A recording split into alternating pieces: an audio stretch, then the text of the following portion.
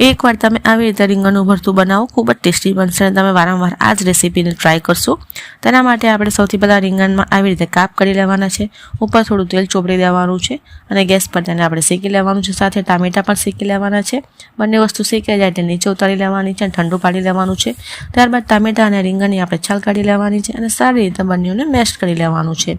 Mesh થઈ જાય એટલે આપણે ત્યારબાદ એક પેનમાં તેલ ગરમ કરવાનું છે। તેલ ગરમ થઈ જાય એટલે જીરું, લાલ મરચું, હિંગ અને કાંદા એડ કરી દેવાના છે, થોડા તેને શેકી લેવાના છે। ત્યારબાદ આદુ લસણની પેસ્ટ અને લીલા મરચાંની પેસ્ટ એડ કરશું અને હળદર પાવડર, ધાણા જીરું પાવડર અને જીરા પાવડર નાખીને આપણે મિક્સ કરી લેવાનું છે। ત્યારબાદ મેશ કરેલા ટામેટાં અંદર એડ કરી દઈશું, સારી રીતે સાતરી લેવાના છે।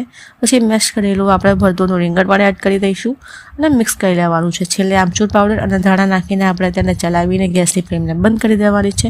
તો બસ તૈયાર છે આપણું રીંગણનું ભરથું। આ રીંગણના ભરથુંને તમે બાજરાનો રોટલો કે ચોખાના રોટલા સાથે